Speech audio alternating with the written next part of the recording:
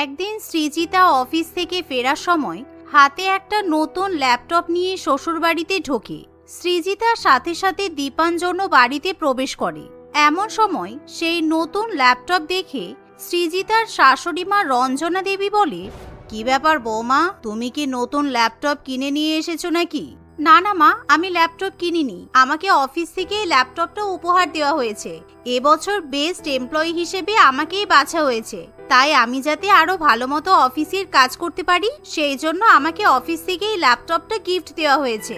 ল্যাপটপটা খুব সুন্দর হয়েছে সৃজিতা, এটা খুব দামি ল্যাপটপ, একদম লেটেস্ট ভার্সন। এই ল্যাপটপে তুমি খুব ভালো ফাস্ট কাজ করতে পারবে। ঠিক এমন সময় সৃজিতার ননদ মোহিনী পার্টিতে যাওয়ার জন্য সাজগোজ করে বাইরে বেরিয়ে আসে।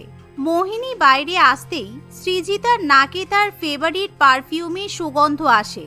সেই সাথে মোহিনীকে তার দামি পছন্দের পার্টিওয়্যার ড্রেস পরে থাকতে দেখে সৃজিতা ভীষণই রেগে যায়। এ কি মোহিনী, তুমি আমার পার্টিওয়্যার ড্রেস পরে কোথায় যাচ্ছ? আমি তো এটা কয়েকদিন আগেই কিনেছি। সামনের সপ্তাহে আমার অফিসে একটা পার্টি আছে, আমার ওখানেই ড্রেসটা পরে যাওয়ার কথা ছিল। আর তুমি নিশ্চয়ই আমার পারফিউম ইউজ করেছো, আমি কিন্তু খুব ভালো মতোই সেন্ট পাচ্ছি। দেখেছো মা, বাইরে যাওয়ার সময় তোমার বৌমা কেমন খিটখিট করছে? আমার বন্ধুর বার্থডে পার্টি আছে, পার্টিতে পরে যাওয়ার মতো আমার কাছে কোনো ড্রেস ছিল না, আর আমার পারফিউমও শেষ হয়ে গেছে, তাই মা তোমার ঘর থেকে এই ড্রেসটা আর পারফিউমটা আমাকে এনে দিয়েছে। কিন্তু এগুলো তো আমার জিনিস, আমাকে না জিজ্ঞাসা করে তোমরা আমার জিনিসে হাত দেবে না, একবার তো আমাকে জিজ্ঞাসা করে নিতে পারতে। মোহিনী, তুই যা মা, তোর দেরি হয়ে যাবে, না হলে আমি বুঝে নিচ্ছি। এই, তোমার সমস্যা কোথায়? আমার মেয়েকে যদি আমি তোমার একটা ড্রেস আর পারফিউম দিয়েই থাকি তাহলে কি তোমার খুব বড় ক্ষতি হয়ে যাবে? তুমি তোর বৌদি হও, বৌদির জিনিসের উপর সবসময় ননদের অধিকার থাকে। বাড়িতেই যখন তোমার ভালো ভালো পার্টি ড্রেস আছে, পারফিউম আছে, তাহলে আমি বেকার বেকার টাকা খরচ করে আমার মেয়েকে ওগুলো কিনে দিতে যাব কেন? শাশুড়ি মায়ের কথা শুনে সৃজিতার খুব রাগ হলেও সে কিছু বলতে পারে না। অন্যদিকে মায়ের এরকম ব্যবহারে দীপাঞ্জনির খারাপ লাগলেও সে মায়ের মুখের উপর কোনো কথা বলতে পারে না। কিন্তু পরের দিন অফিসে যাওয়ার সময় সৃজিতা তার নতুন ল্যাপটপটা কিছুতেই খুঁজে পায় না। দীপাঞ্জন, আমার ল্যাপটপটা কোথায় দেখেছো? কালকে তো আমি অফিস থেকে নিয়ে এসে টেবিলের উপরেই রেখেছিলাম। কই না তো, তোমার ল্যাপটপ তো আমি নেইনি, দেখো ঘরে কোথাও আছে নিশ্চয়ই, কোথায় আর যাবে? সৃজিতা খুব ভালো মতো তার ঘরের প্রত্যেকটা জায়গায় ল্যাপটপ খুঁজতে থাকে, কিন্তু সে কোথাও তার নতুন ল্যাপটপ খুঁজে পায় না। এমন সময় তার মনে কেমন যেন সন্দেহ হয়, এটা নিশ্চয়ই তোমার মায়ের কাজ। কালকে দেখলে না আমার নতুন ল্যাপটপটা হাতে নিয়ে কিভাবে দেখছিল? মনে হচ্ছে মা আমার ল্যাপটপটা নিয়ে গিয়ে নিশ্চয়ই তোমার বোনকে দিয়েছে। আরে না না, কি আবল তাবল বকছো, কিছু না জেনে এরকম বলা ঠিক নয়। ল্যাপটপটা তোমার অফিস থেকে দিয়েছে, তোমার অফিসের তো কাজের জন্য, আর মা সেটা খুব ভালো করেই জানে, তাই মা কখনো এরকম কাজ করতে পারে না। সৃজিতা কিছুতেই দীপাঞ্জনের কথা মানতে পারে না। সে তখনই তার ননদের ঘরের দরজার সামনে গিয়ে দাঁড়ায়, আর সে তার ননদ এবং শাশুড়ি মাকে হাসাহাসি করতে শোনে। মা, বৌদির এই নতুন ল্যাপটপটা কিন্তু সত্যিই দারুণ। এই ল্যাপটপে সিনেমা দেখতে দারুণ লাগছে। আমার কতদিন ধরে এরকম একটা ল্যাপটপ নেওয়ার ইচ্ছে ছিল, এবার আমি যত ইচ্ছা মুভি দেখতে পারবো। মোহিনী, এই ল্যাপটপটা আমাকে আমার অফিস থেকে দেওয়া হয়েছে যাতে আমি অফিসের কাজকর্ম আরো ভালো মতো করতে পারি, কারণ আমার পুরানো ল্যাপটপটা অনেক স্লো হয়ে গেছে, ওটাতে কাজ করতে আমার খুব অসুবিধা হয়। মা, কালকে তো আপনাকে সবই বললাম, তবুও আপনি আমাকে কিছু না জিজ্ঞাসা করে ল্যাপটপটা আমার ঘর থেকে নিয়ে চলে এলেন। হ্যাঁ, তাতে কি হয়েছে? তোমার ল্যাপটপটা তো আমি আর পাড়ার কাউকে দিয়ে আসিনি, তোমার ল্যাপটপ তোমার ননদকেই দিয়েছি। তোমার ননদের একটা ল্যাপটপের খুব দরকার ছিল, তাছাড়া তোমার কাছে তো একটা ল্যাপটপ আছেই, তুমি ওটা দিয়েই কাজ চালাও। স্যালারি পেলে তুমি না হয় নিজের জন্য নতুন একটা ল্যাপটপ কিনে নেবে। দেখুন মা, এগুলো কিন্তু ঠিক নয়। কারো জিনিস নেওয়ার আগে অন্তত একবার তার অনুমতি নেওয়া দরকার। এই ল্যাপটপটার অনেক দাম, আমার এক মাসের স্যালারির থেকে অনেক বেশি। বাবা, তুমি কি পর নাকি যে তোমার কাছ থেকে অনুমতি নিতে হবে? মোহিনী তো তোমার ছোট বোনের মতো, তোমার বোনকে কোনো জিনিস দিচ্ছ তাতেও তোমার এত হিংসা? সামান্য একটা ল্যাপটপ নিয়ে আমার মেয়েকে দিয়েছি বলে তুমি এমন করছো যেন আমি তোমার জায়গা জমি সম্পত্তি সমস্ত কিছু আমার মেয়ের নামে করে দিয়েছি। তুমি এত হিংসুটে কেন বলো তো? এমন কথা শুনে সৃজিতা রেগে গেলেও তার কিছু বলার থাকে না। দেখতে দেখতে এভাবেই সময় কাটতে থাকে, কিন্তু প্রত্যেক দিনই বাড়িতে এরকম ঘটনা ঘটেই থাকে। সৃজিতা যখনই অফিস থেকে বাড়িতে ফিরে যায় তখনই সে তার ঘরে কিছু না কিছু জিনিস খুঁজে পায় না। এমনই একদিন, কি ব্যাপার, আমার ঘরের বিছানার বেডশিটটা কোথায় গেল? আমি তো আজকে সকালে নতুন বেডশিটটা পেতে অফিসে গেলাম, বেডশিটটা কে তুলে নিয়ে চলে গেল? এই বলে সৃজিতা আলমারি খুলে দেখে তার আলমারি থেকে আরো বেশ কয়েকটা নতুন নতুন বেডশিট গায়েব আছে, যা দেখে তার আর কিছু বুঝতে বাকি থাকে না। সে তখনই তার ননদের ঘরে চলে যায়। ননদের ঘরে বিছানাতে তার নতুন বেডশিট পাতা দেখে সৃজিতা খুবই রেগে যায়। কি হলো মোহিনী, তুমি আমার ঘরের বিছানা থেকে বেডশিট তুলে নিয়ে এসে নিজের বিছানাতে পেতে রেখেছো? এটা কি ধরনের অসভ্যতামি? আমাকে কিছু বলো না বৌদি, আমার ঘরে বিছানার চাদরগুলো কেমন যেন পুরানো মতো হয়ে গেছে, ছিঁড়ে গেছে। তাই আমি মাকে বলেছিলাম আমার ঘরের জন্য কিছু বেডশিট কিনে দিতে। মা বলল তোমার ঘরে অনেকগুলো নতুন নতুন বেডশিট আছে, তাই আর শুধু শুধু টাকা খরচ করে লাভ নেই। মা নিজে এগুলো আমাকে এনে দিল। ঠিক তখনই সেখানে রঞ্জনা দেবী এসে বলে, আমি জানতাম তুমি বাড়িতে এসেই আমার মেয়ের সঙ্গে ঝগড়া করতে চলে আসবে। আমার মেয়ের সাদা রং খুব পছন্দ, তাই তোমার ঘরে যতগুলো সাদা বেডশিট ছিল আমি সবই নিয়ে চলে এসেছি। কিছুদিন আগেই তো দেখলাম তুমি অনেকগুলো বেডশিট কিনে এনেছো। তুমি তো তোমার ননদের জন্য কয়েকটা বেডশিট কিনতে পারতে। এই বেডশিটগুলো আমি কিনিনি, এগুলো আমি আমার বাপের বাড়ি থেকে নিয়ে এসেছিলাম। কদিন আগে আমার মা একটা জায়গায় ঘুরতে গিয়েছিল, ওখান থেকে এই বেডশিটগুলো আমার জন্য নিয়ে এসেছে। আপনি তো একটাও বেডশিট ছাড়েননি, যতগুলো নতুন বেডশিট ছিল সবই তো নিয়ে চলে এসেছেন।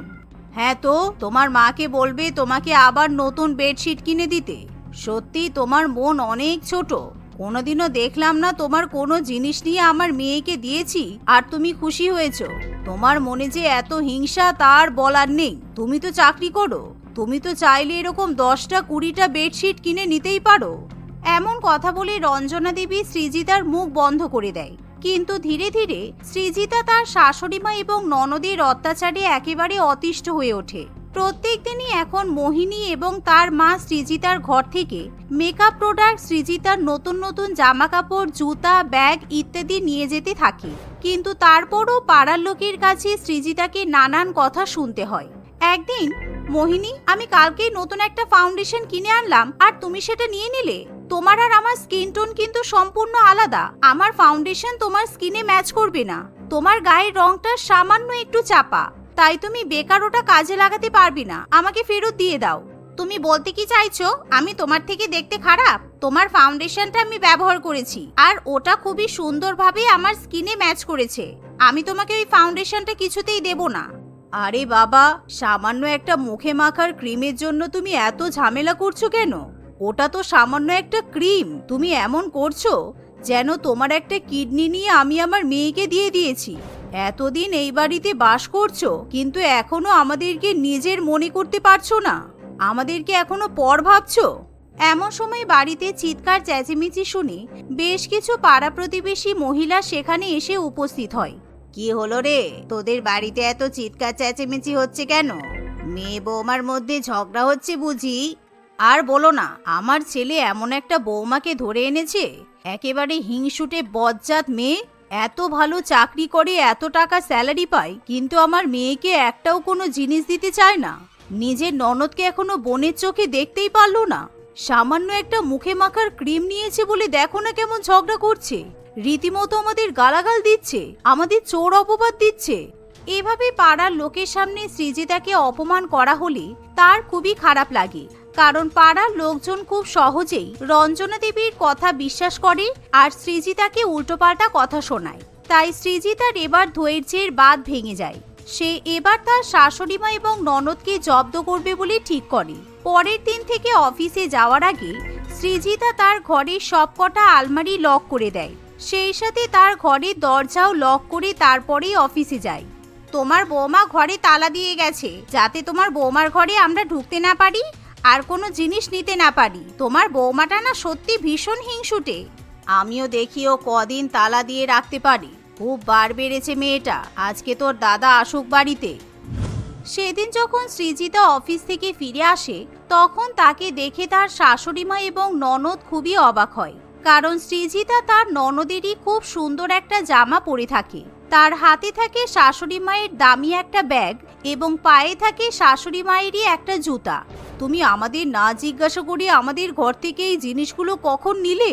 আমরা তো কিছুই জানতে পারলাম না। এই নতুন ব্যাগটা তোমার শ্বশুরমশাই আমাকে গিফট করেছে, আর এই জুতাটা তো আমি এখনো একবারও পরিনি। আরে শাশুড়ি মায়ের কিংবা ননদের জিনিস নেব, তাতে আবার বলতে হবে আপনি তো আমার মায়ের মতোই, আর সৃজিতা তো আমার ছোট বোনের মতো। আমরা দুই বোন একে অপরের জিনিস ব্যবহার করতেই পারি। আর দেখুন, আপনার পায়ে জুতোটা খুব ভালো মতো আমার পায়ে হয়ে গেছে। আমি এবার প্রত্যেকদিন আপনার জুতো পরেই অফিসে যাব। আপনারা তো অনেক ভালো ভালো জুতোর কালেকশন আছে দেখলাম। মোহিনী, তোমার ড্রেসগুলো কিন্তু খুব সুন্দর। এমন কথা শুনে মোহিনী এবং তার মা খুবই ভয় পেয়ে যায়। সৃজিতা পরের দিন থেকে সত্যি সত্যি তার ননদ এবং শাশুড়ি মায়ের জিনিসের উপর অধিকার ফলাতে থাকে, যার ফলে মোহিনী এবং তার মা এখন নিজেদের ভুল বুঝতে পারে। তারা বুঝতে পারে কখনো অনুমতি ছাড়া কারো জিনিসে হাত দেওয়া উচিত নয়। তাই তারা নিজেদের ভুলের জন্য সৃজিতার কাছে ক্ষমা চেয়ে নেয়। সেদিনের পর থেকে তারা সৃজিতাকে না জিজ্ঞাসা করে কখনো তার জিনিসে হাত দেয় না। দেখতে দেখতে কয়েক মাসের মধ্যেই সৃজিতার ননদেরও বিয়ে হয়ে যায়। তবে বিয়ের পর মোহিনী যখনই বাপের বাড়িতে আসে, সৃজিতা ভালোবেসে তার ননদকে অনেক কিছু উপহার দেয়। আমাকে ছেড়ে দাও আমাকে। আমি আর এমন করব না। আমার ভুল হয়ে গেছে। এবারের মতো আমাকে ক্ষমা করে দাও।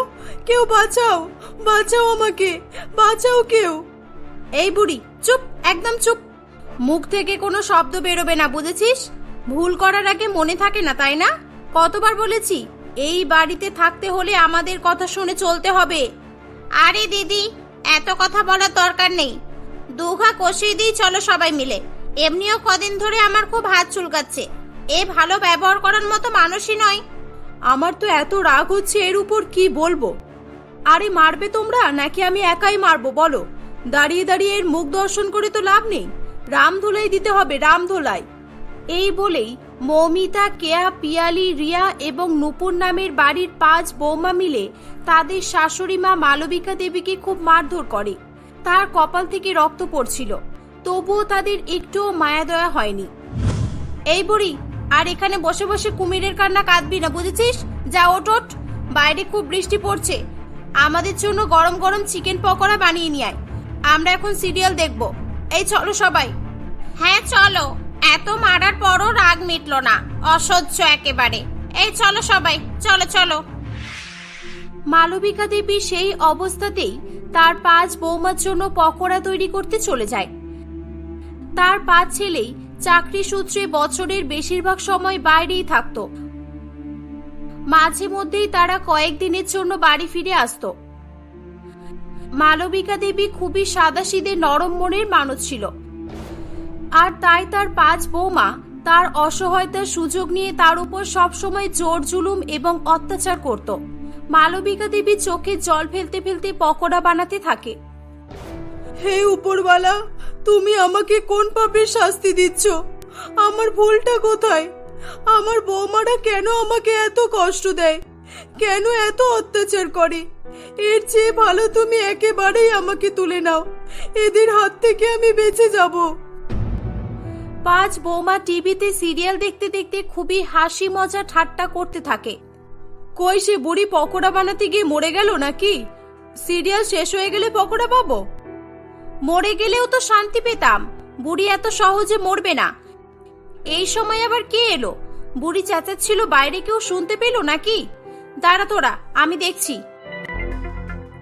মৌমিতা দরজা খুলতেই দেখে যে বাড়ির 5 ছেলে বাড়ি ফিরে এসেছে। সে খুবই ভয় পেয়ে যায়। এ কি তোমরা এখন হঠাৎ করে না জানিয়ে চলে এলে যে? ফোন টোন কিছুই করনি? কেন, আমাদেরকে দেখে খুশি হওনি নাকি?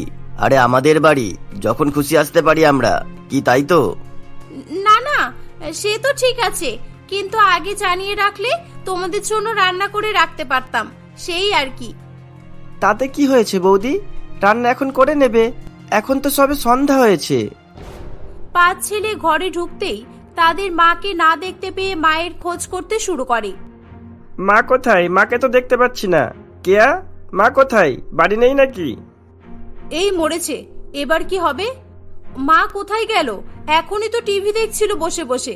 আমি রান্নাঘরে ছিলাম, মা পকোড়া করে নিয়ে আসতে বললো, তাই করতে গিয়েছিলাম। আমি মাকে দেখিনি তো। দিদি তুমি বলো না, মা কোথায়? না, মা বাথরুমে আছে। তোমরা বসো না, এই তো এলে। তোমাদের মা বাড়ি ছেড়ে চলে যায়নি, বাড়িতেই আছে। আমি খুঁজে আনছি, দাঁড়াও। এই কেয়া, রিয়া, তোরা এদের জল খাবার খেতে দে। এই বলে মৌমিতা রান্নাঘরে চলে যায়। সে দেখে যে মালবিকা দেবী তখনও কেঁদেই যাচ্ছে। এই বুড়ি, চোখের জল মুছে ফেল শিগগিরই, তোর ছেলেরা বাড়ি এসেছে। তুই রান্নাঘরে ছিলিস, খবরদার যেন জানতে না পারে। আর আজকে যা যা হয়েছে সেগুলো যেন মুখ ফসকেও বেরিয়ে না পড়ে। না না বৌমা, আমি কিচ্ছু বলবো না, আমি কাউকে কিছু বলবো না। যদি বলেছিস কিছু, মনে রাখবি তোর ছেলেরা কদিন থাকবে বাড়িতে, তারপর সেই বাইরেই চলে যাবে। থাকতে কিন্তু তোকে আমাদের সঙ্গেই হবে। তখন তোর কি অবস্থা করব ভেবে দেখিস। এমন মার মারবো, একেবারে চামড়া তুলে নেব। না না বৌমা, আমি কিচ্ছু বলবো না। ঠিক আছে মা, এবার আসুন আমার সঙ্গে। এই যে মা দেখুন, আপনার জন্য সারপ্রাইজ, আপনার ছেলেরা বাড়িতে চলে এসেছে। মালবিকা দেবী তার ছেলেদের দেখেই তার চোখে জল চলে আসে এবং সে কেঁদে ওঠে। কি হলো মা, তুমি কাঁদছো কেন? কি হয়েছে তোমার? তুমি ঠিক আছো তো? হ্যাঁ রে বাবা, আমি একদম ঠিক আছি। অনেক দিন পর তোদের দেখলাম, তাই চোখে জল চলে এলো। তোরা ভালো আছিস তো বাবা? হ্যাঁ মা, আমাদের নিয়ে চিন্তা করবে না একদম। নিজের শরীরের দিকে যত্ন নেবে। এ কি মা, তোমার কপালে কি হয়েছে? কেটে গেছে মনে হচ্ছে। লাল লাল কি ওগুলো? রক্ত বের হচ্ছে তো। মা, কি হয়েছে তোমার? মা বলো, তোমার কি হয়েছে? কিছু বলছো না যে? এসব দেখে বাড়ির 5 বউ খুব ভয় পেয়ে যায়। হে ঈশ্বর, এই বুড়ি সব বলে না দেয়। এবার কি হবে? এই বুড়ি শিওর ফাঁসিয়ে দেবে মনে হচ্ছে আজকে। মা বলবে কিছু? এই তোমরা হাঁ করে দাঁড়িয়ে আছো যে, মায়ের কি হয়েছে বলো। কিছু না বাবা, আসলে আমি বাথরুম থেকে আসতে গিয়ে পা স্লিপ করে পড়ে গেছি। আসলে বয়স হচ্ছে তো, চোখে ঠিকঠাক ভাবে দেখতে পাই না যে। মা, আপনাকে তো কতবার বলেছি যে বাথরুমে যাওয়ার সময় আমাদের 5 জনের মধ্যে কাউকে অন্তত বলবেন। বাড়িতে 5-5টা বৌমা থাকতে আপনি একা একা বাথরুমে যাবেন কেন? সেটাই তো, আপনি এমন করলে আপনার ছেলেরা কি ভাববে বলুন? আমরা আপনার খেয়াল রাখি না ভাববে তো? না না, তোমরা তো আমার অনেক খেয়াল রাখো। আচ্ছা, এসব বাদ দাও, আমি এদের জন্য কিছু রান্না করে নিয়ে আসি। এ কি, আমরা থাকতে আপনি রান্না করবেন কেন? আপনি বসুন এখানে, আমি আর পিয়ালি সব রান্না করে নেব। দিদি তোমরা এখানেই থাকো। দিদি তোমরা এখানেই থাকো, বুড়িকে একা ছাড়বে না, খবরদার, কোনো মতে নয়, না হলে বুড়ি কিন্তু সব বলে দেবে। বেশ কয়েকদিন কেটে যায়। 5 ছেলের আবার কাজে যাওয়ার সময় চলে আসে। মা এই নাও, এটা তোমার জন্য। আর এই স্মার্টফোনটা কেমন হয়েছে বলো? কি ফোন? আমার জন্য? এই বয়সে আমি ফোন নিয়ে কি করব বাবা? কি করবে মানে? তুমি আমাদের সঙ্গে ভিডিও কলে কথা বলবে। আমরা এতদিন বাইরে থাকি, তোমাকে দেখার খুব ইচ্ছা করে মা। কেন, তোমার কি আমাদের সঙ্গে কথা বলার ইচ্ছা করে না? না না, ইচ্ছা করে তো, কিন্তু আমারও তো সময় কই বাবা। সারাদিন কাজ করতে করতেই কেটে যায়, বসার সময়ও তো পাওয়া যায় না। মালবিকা দেবী খুবই সাদাসিধে হওয়ায় মুখ ফসকে সে সত্যিটা বলেই ফেলে। মানে তুমি কাজ করো কেন? বাড়িতে 5-5টা বৌমা থাকতে তুমি কাজ করো? তাহলে কি আমরা না থাকলে এরা কি তোমাকে দিয়ে কাজ করায়? না না বাবা, না, এরা কাজ করতে বলে না। সারাদিন একা একা থাকি তো, তাই বাড়ির টুকটাক কাজ করেই থাকি সময় কাটানোর জন্য। আর বলো না, মাকে এতবার করে বলা হয় যে আপনি আরাম করুন, বিশ্রাম নিন, আমরা আছি তো কাজ করার জন্য, কিছুতেই শোনে না।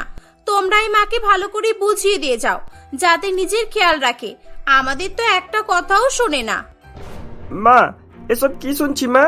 ছোটবেলায় বাবা মারা যাওয়ার পর থেকে তুমি অনেক কষ্ট করে পরিশ্রম করে আমাদের 5 ভাইকে মানুষ করেছো। আর এখন আমরা বড় হয়ে গেছি, বাড়িতে তোমার একটা নয় 5-5টা বৌমা আছে। তুমি আগে অনেক পরিশ্রম করেছো মা, এখন তোমার বিশ্রাম নেওয়ার সময়। তোমার সময় না কাটলে যখন ইচ্ছা আমাদের ভিডিও কল করবে, কেমন? এবার আমরা আসছি মা, আমাদের দেরি হচ্ছে। এই বলে 5 ছেলে সবাইকে বিদায় জানিয়ে বাড়ি থেকে চলে যায়। এই বুড়ি, অনেক আরাম করেছি সেই কদিন, তাই না? তোকে রান্না করে খাওয়াতে হয়েছে আমাদের। ছেলেরা থাকলে তোর খুব আনন্দ হয়, কাজ করতে হয় না। ছেলেরা তো মাথায় তুলে রাখে একেবারে। এই যা, ঘরের কাজ কর যা, আর রাতের রান্নাটাও করে রাখবি। হ্যাঁ হ্যাঁ বৌমা, আমি যাচ্ছি। মালবিকা দেবী আবারও ঘরের কাজ করতে শুরু করে। বয়স বেশি হয়ে যাওয়ায় এবং শারীরিক অসুস্থতা ও দুর্বলতার জন্য তার শরীরে কাজ করার মতো কোনো শক্তি সামর্থ্য ছিল না। তবুও সে মার খাওয়ার ভয়ে কাজ করত। সব কাজ করার পর সে রান্না করতে চলে যায়। তখন তার ফোনে তার বড় ছেলে আকাশের ভিডিও কল আসে। মা কি করছো? আমরা পৌঁছে গেছি। মা তুমি কি করছো? তুমি রান্নাঘরে আছো মনে হচ্ছে তো। কি করছো তুমি রান্নাঘরে? রান্নাঘরে তখন কেউ না থাকায় মালবিকা দেবী এক মুহূর্তের জন্য ভেবেছিল যে আজকে সে সব সত্যিটা বলেই ফেলবে, কিন্তু তার কিছু বলার আগেই সেখানে বড় বউ মৌমিতা চলে আসে। মা, আপনি আবার রান্নাঘরে চলে এলেন? এত করে বললেও শোনেন না কেন আপনি? দিন, আমাকে দিন ফোনটা। দেখলে তো, মাকে বুঝিয়ে কোনো লাভ হয় না। মা এরকমই, ফাঁকা বসে থাকতেই পারে না। এভাবে বেশ কয়েকদিন চলতে থাকে। মালবিকা দেবী ছেলেরা দিনের মধ্যে এখন বারে বারে তাকে কল করত। তাই জন্য বাড়ির 5 বৌমা তাকে দিয়ে আর বেশি কাজ করাতেও পারত না। একদিন, অনেক হয়েছে, আর নয়, 5 ছেলে আর এই বুড়ি যা শুরু করেছে, না সহ্য করা যাচ্ছে না। এই বুড়ি আমাদের ফাঁসিয়েই ছাড়বে। তার চেয়ে ভালো এই বুড়িকে শেষ করে দিই চল। না থাকবে এই বুড়ি, আর না থাকবে কোনো ঝামেলা। এমনিও তো বুড়ি কোনো কাজ করে না। আমিও তাই ভাবছিলাম, কিন্তু আমরা এখন বুড়িকে মারতে গেলে ফেসে যাব তো। আমাদের জেল হবে। এমন কিছু প্ল্যান করতে হবে যাতে কোনো প্রমাণ না থাকে যে আমরাই বুড়িকে খুন করেছি। আমার কাছে একটা ভালো আইডিয়া আছে। আমাদের পাড়ায় একটা পাগলা কুকুর আছে, যাকে তাকে শুধু কামড়ায়। ওই কুকুরটাকে ধরে এনে বুড়ির ঘরে ঢুকিয়ে দিয়ে দরজা বন্ধ করে দেব। ওই পাগলা কুকুর বুড়িকে ছিঁড়ে খেয়ে ফেলবে, আর যতদিন না বুড়ি মরছে বুড়িকে ওভাবেই ফেলে রাখবো। সবাই ভাববে যে কুকুরটা বাইরে থেকে এসে বুড়িকে আক্রমণ করেছিল। তারা তাদের প্ল্যান মাফিক রাস্তার পাগলা কুকুরকে ধরে নিয়ে আসে। তখন মালবিকা দেবী তার ফোন নিয়ে কিছু একটা করছিল। হঠাৎ করে 5 বৌমাকে একসঙ্গে ঘরে আসতে দেখে সে খুব ভয় পেয়ে যায় এবং তার হাত লেগেই ফোনের ভিডিও রেকর্ডিং স্টার্ট হয়ে যায়। এই বুড়ি, আজকে তোর খেল খতম।